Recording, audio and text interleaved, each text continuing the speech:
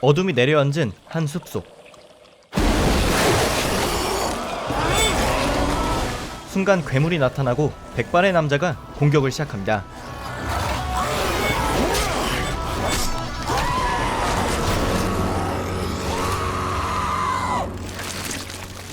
괴물과의 사투 끝에 쓰러뜨린 이 남자. 그의 이름은 게롤트로 통칭 위쳐로 불리고 있습니다.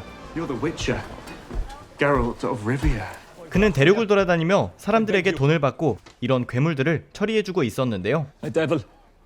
He's been stealing all our grain. 150. 인간처럼 보이는 그가 노란 눈을 갖게 되고 마법도 쓰고 무지막지한 괴물들과 죽지 않고 싸울 수 있는 이유 중 하나는 돌연변이라는 특성 때문이었습니다. 하지만 그는 태어날 때부터 돌연변이었던 것이 아닌 인체 실험에 가까운 시술, 그리고 오랜 훈련을 통해 후천적으로 탄생한 존재인데요. 이렇게 역경 속에 탄생하고 고통받는 인간들을 구하는 일을 하지만 게롤트를 비롯해서 위쳐들은 형판이 늘 좋지 못했습니다. The alderman. Tell me where he is, and I'll be on my way. You don't give the orders around here. You mutant son of a bitch. 한편 괴물들이 즐비하는 이곳은 모든 종족들이 고통을 겪는 불안한 세계였는데요. 인간들은 서로의 나라를 침범하며 전쟁을 매일같이 벌이고 있었고, 엘프들은 강해지는 인간들의 세력에 패배해 대륙의 끝까지 쫓겨난 상황이었습니다. My elders worked with humans and got robbed of all they had. 이렇게 세력을 넓혀가는 대표적인 국가가 바로 닐프가드였는데요. 닐프가드가 정복한 수많은 나라들 중 하나가 신트라였습니다. 신트라는 닐프가드에 의해 멸망 직전의 상황이었는데, 다행히 왕비의 손녀이자 유일하게 생존한 왕족 시릴라는 성의 탈출을 성공하는데요. 죽어가는 왕비가 마지막으로 남긴 한마디는 바로 이것이었습니다. Find Geralt of Rivia. 어지러운 세상에도 자신이 할 일만 하던 외톨이 게롤트에게 왕비가 시릴라를 맡긴 이유는 게롤트와 시릴라가 의외성의 법칙에 의해 묶인 운명이었기 때문인데요. He is your destiny. 위쳐를 보신 분들도 헷갈려하는 의외성의 법칙, 이것을 엄청나게 간략한 버전으로 설명드리자면 생명을 구해준 것에 대한 대가입니다. 이 경우 과거의 게롤트가 시릴라의 아버지를 구해주고 얻은 대가가 바로 시릴라인 것인데요.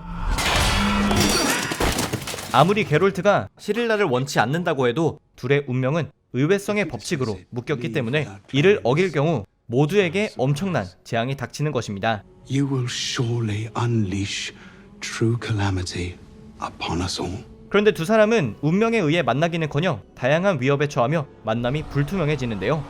종족들 간에 끊임없는 갈등이 이루어지는 이 세계에서 인간과 위쳐, 엘프들 이외에도 세상을 구성하는 또 다른 존재, 마법사들이 있었습니다.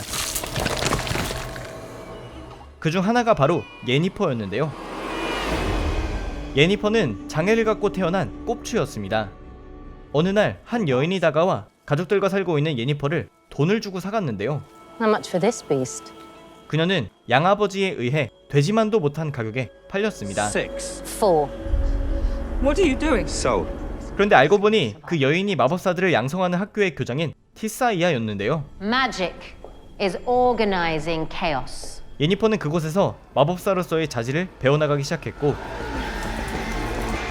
공식적으로 마법사가 되고 나서는 그녀의 틀어진 턱과 척추를 마법으로 고칩니다. 예니퍼는 그에 대한 대가로 중요한 무엇인가를 영원히 잃어버리게 되는데요.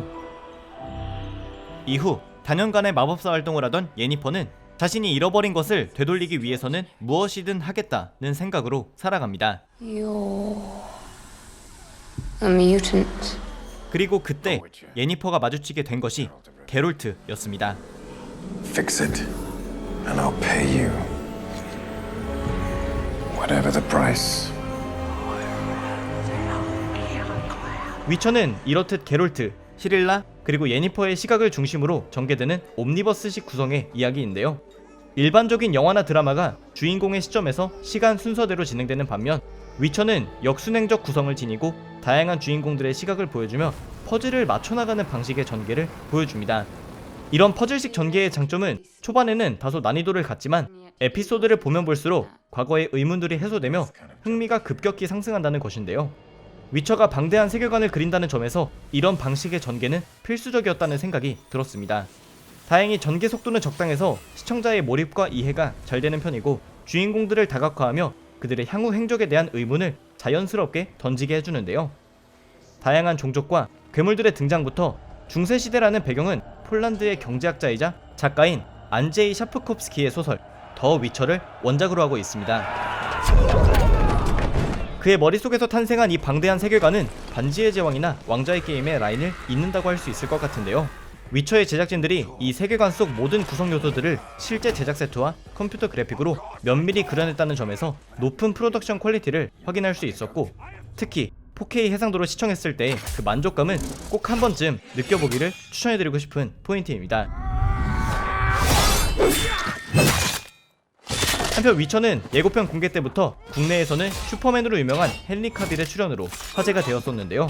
슈퍼맨의 반듯하고 정의로운 이미지가 180도 전환되어 어둡고 태폐적인 섹시미를 뿜어내는 게롤트는 신선한 충격이었습니다. 특히 목소리와 비주얼이 가장 강렬했는데요. 순간적으로 돌연변이의 힘을 극대화할 수 있는 약물, 포션을 섭취했을 때의 그 힘, 그리고 게롤트가 마주하는 다양한 괴물들과의 사투도 꿀잼 포인트들입니다. 현재 위쳐는 12월 20일 공개 후 전 세계적으로 많은 관심과 트래픽이 몰리고 있는 상황인데요. 연초를 맞이하기에 좋은, 또 정주행하기 좋은 중세시대 판타지 장르의 드라마로 오직 넷플릭스에서만 시청하실 수 있습니다. 시간 괜찮으실 때 시청해보시기를 권장드리며 지금까지 삐맨이었습니다.